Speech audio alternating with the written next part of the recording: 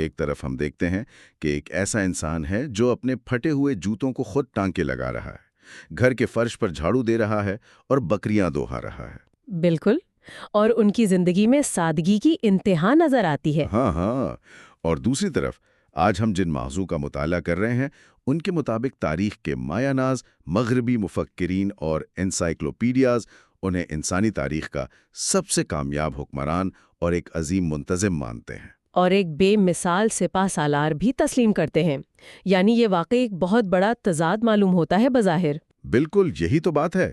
آج کے اس تفصیلی جائزے میں ہم اس تضاد کے پیچھے موجود ایک ایسے میکینزم کو ڈیکوڈ کرنے جا رہے ہیں جس نے تلوار یا محض طاقت کے زور کے بغیر دنیا کا نقشہ بدل دیا۔ اور آج ہمارے پاس جو مواد موجود ہے اس میں مختلف اسلامی تحقیقی جرائد ہیں، تاریخی مضامین ہیں اور غیر مسلم مفکرین کے تاثرات کا ایک بہت بڑا ذخیرہ شامل ہے۔ تو اس جائزے کا مقصد محض ایک تاریخی شخصیت کی روایتی تعریف کرنا نہیں ہے، بلکہ یہ سمجھنا ہے کہ کیسے ایک فرد کے ذاتی اخلاق نے پوری انسانی تاریخ، سیاست اور معاشرت کا دھارا ہمیشہ کے لیے بدل کر رکھ دیا۔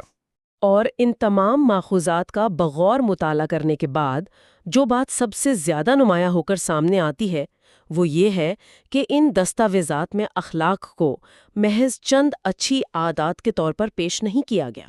مطلب ہم اکثر اخلاق کا مطلب صرف میٹھا بولنا یا مسکرا کر ملنا ہی سمجھتے ہیں نا؟ جی بالکل، لیکن یہاں ریسرچ بتاتی ہے کہ اسے ایک مکمل نظام حیات اور ایک واضح ریاستی پالیسی کے طور پر دکھایا گیا ہے۔ اور کامیاب ترین سفارتکاری کے بنیادی اصول کے طور پر بھی۔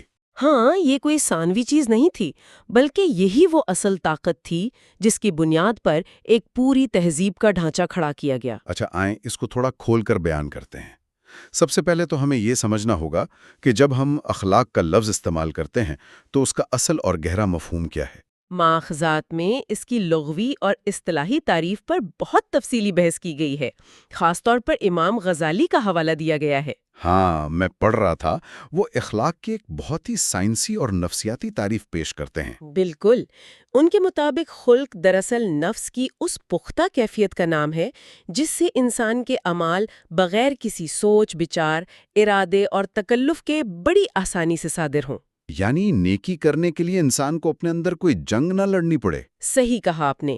یہاں جو بات سب سے زیادہ حیران کن ہے وہ یہ ہے کہ ہم عموماً یہ سمجھتے ہیں کہ اگر کوئی شخص شدید غصے کی حالت میں خود کو بمشکل کنٹرول کر کے مسکرا دے تو وہ بہت بااخلاق ہے۔ ہاں، مطلب دانت پیس کے مسکرا دینا۔ بالکل، لیکن امام غزالی کی اس تعریف کی روشنی میں یہ اخلاق کی مکمل یا اعلیٰ ترین شکل نہیں ہے۔